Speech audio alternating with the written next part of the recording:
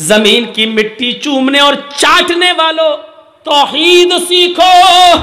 बीवी ने कहा इला मन तदरुकुना, हमें किसके सुपुर्द करके जा रहे हो, हमें किसके हवाले करके जा रहे हो। आवाज आती है। यहां इब्राहिम ने अपनी बीवी के सवाल का, इस क्वेश्चन का जवाब, इसका आंसर दिया और इसको जरूरी समझा। इब्राहिम ने पीछे मुड़ के नहीं देखा, लेकिन अपनी बीवी के सवाल का कि मुझे किसके सुपुर्द करके जा रहे हो, मुझे किसके हवाले करके जा रहे हो, इसका जवाब दिया उंगली से इशारा करके, इल्लल्लाह, आए मेरी बीवी, मैंने तुझे और तेरे बच्चे को, अपने बच्चे को इस्माइल को अल्लाह के सुपुर्द कर दिया है, अल्लाह के हवाले कर दिया है। अल्लाह के हुक्म से मैंने यहां छोड़ दिया है। अब अल्लाह जहां हुक्म देगा मैं जा रहा हूं।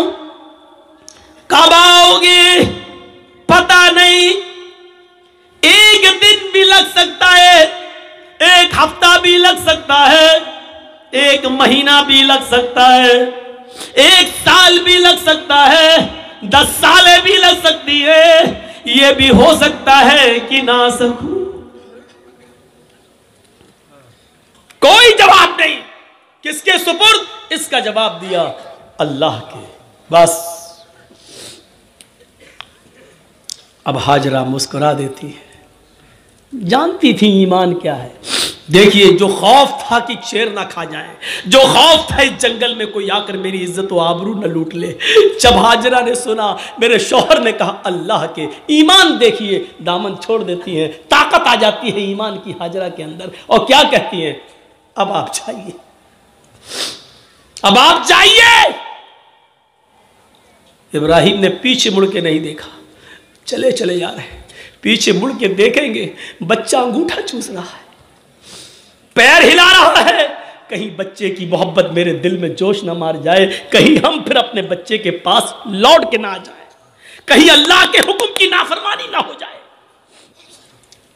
पीछे मुड़ के नहीं देख रहे। ईमान कुर्बानियां मांगता है। तुम डीजे की कुर्बानी नहीं दे सकते हो। नाम है इकरामुद्दीन, नाम है तजम्मुल, नाम है तुफैल अहमद, नाम है मोहम्मद जर्जीस, नाम है मोहम्मद फला, मोहम्मद फला। पूछो कुर्बानी क्या दी है? कुछ नहीं, ली और है दूसरों की, दी कुछ। अब जाओ, छोड़ दिया। जब इब्राहिम 10 कदम आगे बढ़ गए, तब बीवी ने कहा आप मेरी फिक्र मत करना, इस बच्चे की फिक्र मत करना, आ इब्राहिम अपने काम में मन लगाना, अल्लाह तुम्हें जिस काम के लिए भेज रहा है उस काम को दिलो जान से करना, मेरी फिक्र मत करना, मेरी तरफ दिमाग मत लगाना, इस बच्चे के बारे में मत सोचना। आए मेरे हस्बैंड, आपने मुझे अल्लाह के सुपुर्द कर दिया है, मैं आपसे वादा करती हूं, इज़न ला युज़ीउन अल्लाहु अबदा, अल्लाह अब हमको ज़ाये नहीं करेगा, अल्लाह अब हमको बर्बाद नहीं करेगा। क्या तवक्कुल था, क्या भरोसा था, क्या बिलीव था अल्लाह की जात पर। अब आपको जहां जाना हो जाइए, अल्लाह अब हमको ज़ाये नहीं करेगा, अल्लाह हमको अब बर्बाद नहीं करेगा, अल्लाह हमको अब रुसवा नहीं होने देगा। अब आप अपना काम मन लगा के करना, अल्लाह का काम मन लगा के करना, उसमें कोताही मत होने देना। यहां संभाल लेंगे, हम देख लेंगे।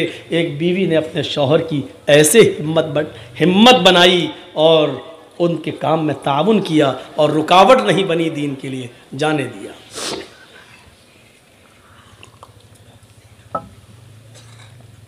चले गए। अब जो चीज बताना चाहता हूं वो देखिए, इस ईमान की ताकत का नतीजा क्या निकला। सत्तू खत्म हो गए, पानी खत्म हो गया। हाजरा कहती है मैं तो प्यासी रह जाऊंगी, बच्चा कैसे प्यासा रहेगा, पानी नहीं है। सोचती इस पहाड़ी के ऊपर चढ़कर देखूं, शायद पहाड़ी के नीचे कोई बस्ती, कोई कबीला रहता हो, पानी मिल जाए। अंदर पहाड़ी के ऊपर चढ़ जाती है। उस पहाड़ी का नाम है सफा। सफा से झांक कर देखती है, कुछ नहीं है, खाई पड़ी हुई है, गहरी खाई है।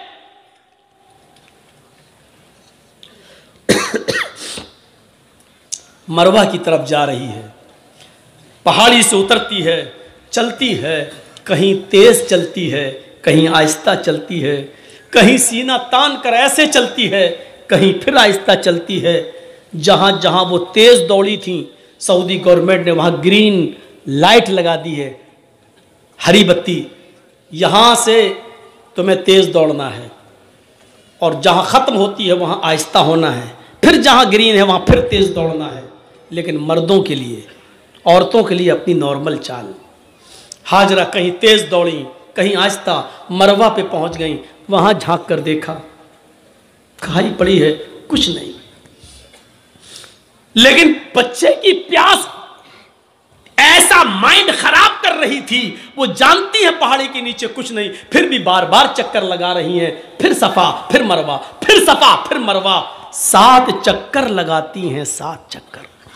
फिर आ गई अपने बेटे के पास और कहती हैं, अल्लाह मैं नहीं जानती, जो कर सकती थी वो कर लिया, मेरे शौहर ने, इब्राहिम ने मुझे और इस बच्चे को तेरे सुपुर्द किया है। अरे अल्लाह, अगर आज मैं हलाक हो गई, ये बच्चा हलाक हो गया, तो दुनिया को तेरे ऊपर से भरोसा उठ जाएगा, तेरी जात से भरोसा उठ जाएगा। अरे अल्लाह, मेरा हस्बैंड, मेरा शौहर मुझे और इस बच्चे को तेरे सुपुर्द करके गया है। अल्लाह वालों के इम्तहान होते हैं, यहाँ अल्लाह वालों से लोग मांगने चले जाते हैं। तसव्वुर करो आप,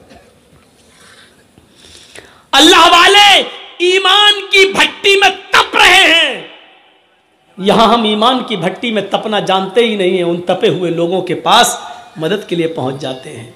ईमान वालों की जिंदगी हमें यह बताती है कि हमें उनके नक्शे कदम पर चलना है। हम उनके नक्शे कदम पर चलने के बजाय उन्हीं को सब कुछ समझ लेते हैं। मेरे प्यारे साथियों, यहीं से गलत फहमियां पैदा होती हैं, यहीं से गलत फहमियां पैदा होती हैं, यहीं से डाउट्स उठते हैं। आइए चलिए और देखिए मंजर, मेरे शौहर ने मुझे तेरे सुपुर्द और इस बच्चे को तेरे सुपुर्द किया है। अल्लाह, मेरा बेटा प्यासा है, इसके लिए पानी का इंतजाम कर। अभी उसने इतना कहा ही था, मर्द तो मर्द छोड़ो मेरे भाइयों, अल्लाह ने औरतों की फरियाद भी सुनी है। अगर किसी औरत के अंदर ईमान की ताकत आ जाए तो अल्लाह उसकी फरियाद भी सुनता है। ईमान औरत के अंदर हाजरा की दुआ रंग लाई। अल्लाह ने कहा, जिब्रील क्या देख रहे हो, मेरी बंदी की अगर मैं मदद नहीं करूं, इस्माइल को अगर आज मैं पानी ना पिलाऊं, तो मेरे अलावा कौन है जो मेरी बंदी की फरियाद सुनेगा। जाओ, आए जिब्रील, जमीन पर जाओ, जहां मेरा बंदा इस्माइल अपनी एड़ियां रगड़ रहा है, जहां उसके पैरों की एड़ियां जमीन पर रगड़ खा रही हैं, उसी जगह पर तुम अपना पर मारो और मेरी कुदरत का करिश्मा देखो। जिब्रील ने उसी जगह पर मारा और पानी का चश्मा जारी हो गया, चश्मा फूट गया पानी का। हाजरा ने पानी देखा, पानी बह रहा है, हाजरा उसको अपने दामन में समेटने लगी।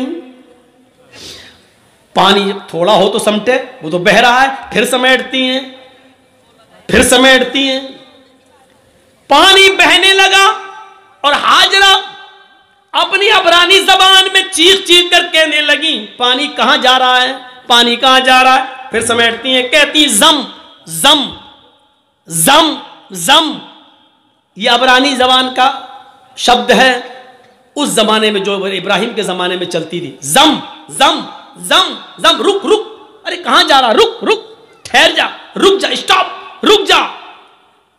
पानी नहीं रुक रहा है। फिर हाजरा ने उसकी मुंडेर बांध दी, जो मिट्टी थी खड़ी करने लगी ताकि पानी को रोक लें। अल्लाह के नबी ने एक मिंबर पर खुतबा दिया जुमे के दिन, और मिंबर पे खड़े होकर कहा था, अल्लाह हाजरा पर रहम फरमाए कि उसने पानी की मुंडेर बांध दी, उसने पानी की एक दीवार खड़ी कर दी। अगर उसने पानी की मुंडेर न बांधी होती, पानी की रोकथाम न की होती, तो वो पानी अल्लाह पूरी दुनिया में पहुंचा देता। अगर वो पानी पूरी दुनिया में पहुंच जाता तो उसकी कदर कम हो जाती। जो पानी आज गंगा का देख लो बह रहा है ना, लोग उसमें लेटरिन भी कर रहे हैं, पेशाब भी कर रहे हैं, और आज गंगा चुनाव का मुद्दा बन चुकी है। जो भी आता वो क्या कहता है, हम गंगा साफ कराएंगे। इसका मतलब गंगा गंदी है। और जो चीज बहुत ज्यादा मिकदार में हो जाए तो उसकी फिर कद्र नहीं होती। आज जमजम की कद्र इसलिए है कि वो हमें और आपको आसानी से नहीं मिलता। जो चीज बहुत आम हो जाए फिर उसकी कद्र कम हो जाती है, इसलिए हजरत हाजरा ने उसकी मुंडेर बांध दी। दो चीजें, एक तो औरत की दुआ सुनी अल्लाह ने।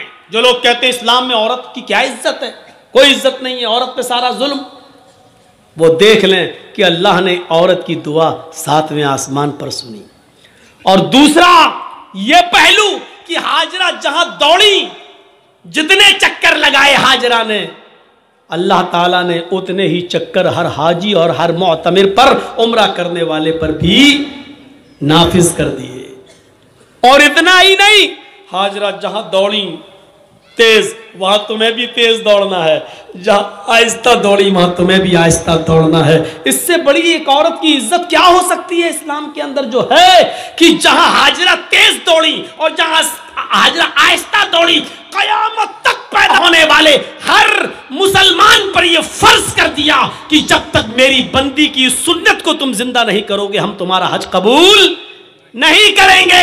एक औरत के पैरों के रखने की जगह को, एक औरत के नक्शे पा को, एक औरत के पैरों के निशान को, एक औरत के पैरों के कदमों को, जहां जहां से वो गुजरी, अल्लाह ने उसको अपनी इबादत का एक पार्ट, अल्लाह ने उसको अपनी इबादत का एक हिस्सा बना दिया। इससे बड़ा एक औरत का मकाम क्या हो सकता है? वो लोग हमें जवाब दें जो कहते हैं कि औरतों पर इस्लाम ने जुल्म किया है। एक मर्द को 4 औरतें रखने की इजाजत है, लेकिन एक औरत को 4 मर्द रखने की इजाजत क्यों नहीं है? वो हमें बताएं कि आपके यहां मर्द की लंबी उम्र के लिए औरतों को करवा चौथ की परमिशन है, उनके ऊपर फर्ज है। क्या सिर्फ मर्द की ही लंबी उम्र होती है? क्या औरत की लंबी उम्र के लिए मर्द करवा चौथ का रोजा क्यों नहीं रख सकता है? आपके यहां सिर्फ औरत ही मर्द की लंबी उम्र की दुआ कर सकती है, करवा चौथ का व्रत रखकर, लेकिन मर्द औरत की लंबी उम्र की दुआ नहीं कर सकता है। क्या मतलब हुआ? मर्द जिए 200 साल, औरत मर जाए 25 साल में। सवाल हमारे पास भी हैं, लेकिन नहीं कह सकते हैं। सही वक्त पर सही बात कहना चाहिए। कभी कभी सही बात सही वक्त पर नहीं कही जाती है। आप कहिए डरते हो, डरते नहीं हो, इसी का नाम मसलहत है। वरना आज ये जमाना है मेरे भाइयों कि आप सही भी बोलेंगे तो अंदर आप जाएंगे। मौलाना कलीमुद्दीन की जो गिरफ्तारी हुई है, क्या गुनाह था उनका? मुझे बताइए, क्या इस दुनिया के अंदर या इस मुल्क के अंदर क्या इस्लाम की दावत देना जुर्म है? क्या धर्म का प्रचार करना जुर्म है क्या? और क्या इस मुल्क के कानून में यह नहीं है कि कोई भी आदमी कोई भी मजहब कोई भी धर्म कबूल कर सकता है?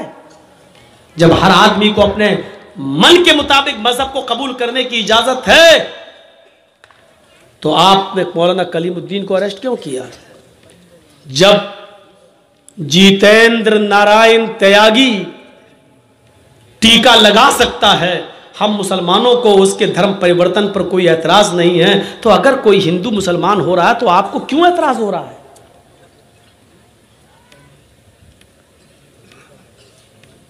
नहीं होना चाहिए। लेकिन मामला यह है कि वो जो भी बोलेगा उसका कुछ नहीं होगा। हम एक शब्द भी बोलेंगे तो हम आह भी करते हैं तो हो जाते हैं बदनाम, और तुम कत्ल भी करते हो तो चर्चा नहीं होता। कहते हैं कि एक घाट पर शेर और बकरी दोनों पानी पी रहे थे। शेर की तरफ से बहता हुआ पानी बकरी की तरफ आ रहा था, बकरी भी पानी पी रही थी।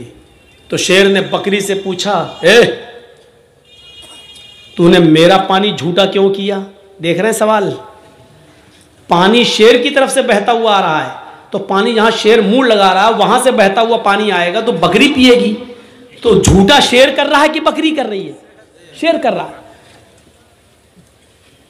इस शेर को अगर आप समझ जाएं तो मेरी पूरी तकरीर समझ जाएंगे। माजरत के साथ मैं नाम नहीं लूंगा। पानी झूठा कौन कर रहा है, और पानी झूठा करने से मेरी मुराद है माहौल खराब कौन कर रहा है।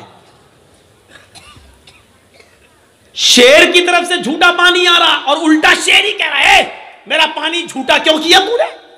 बकरी बोली राजा हमारी क्या मजाल कि मैं आपका पानी झूठा करूं, पानी तो आपकी तरफ से बहता हुआ आ रहा था, मैं तो आपका झूठा पानी पी रही हूं। बकरी ने जवाब सही दिया।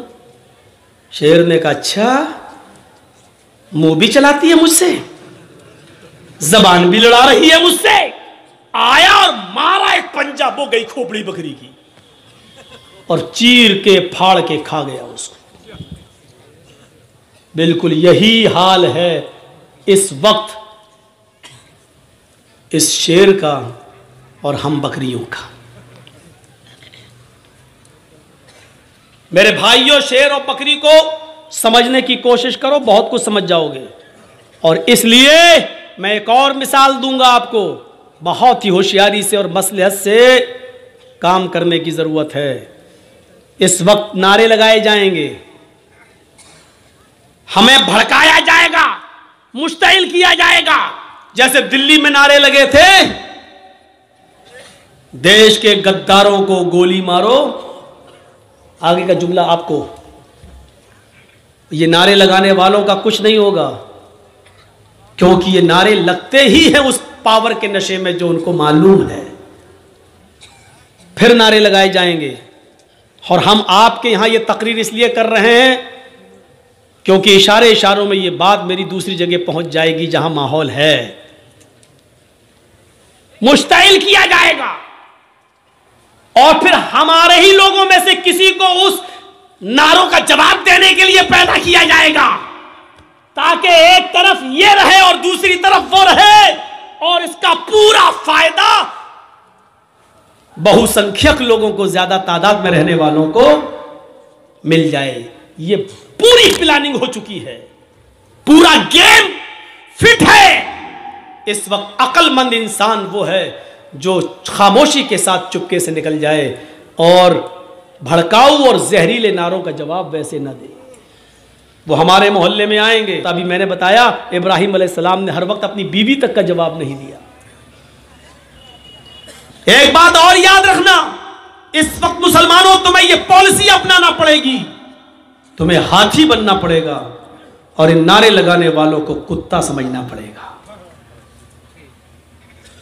और ये सोच कर गुजर जाओ कि हाथी खामोशी के साथ चलता रहता है और कुत्ते भौंकते रहते हैं। हाथी जा रहा है, कुत्ते भौंक रहे हैं, हाथी पलट के भी नहीं देखता, क्योंकि उसकी नजर अपनी मंजिल पर होती है। वो जानता है कि अगर पलट कर मैं देखूंगा तो कुत्ते तो भाग ही जाएंगे, लेकिन हमें अपनी मंजिल पर पहुंचने में देर हो जाएगी। हमें अपनी मंजिल पर पहुंचने में देर हो जाएगी। 1000 कुत्ते भी मिलकर एक हाथी का रास्ता रोक नहीं पाते। आपको यह सोचना पड़ेगा कि हाथी की तरह खामोशी के साथ अपनी मंजिल पर निशाना लगाए रहो कि हमें अपने लक्ष्य को पाना है, अपनी मंजिल को पाना है। खामोशी के साथ चलते रहो। कुत्ते भौंक रहे हैं, उनका जवाब देने की कोशिश मत करो। अब इस हाथी को अगर आप समझ जाएं और इस कुत्ते को अगर आप समझ जाएं तो मौलवी जर्जीस कामयाब हो गया 30 तारीख के इस प्रोग्राम में। अपने आप को हाथी बनाओ, भौंकने वाले कुत्तों का जवाब न दो।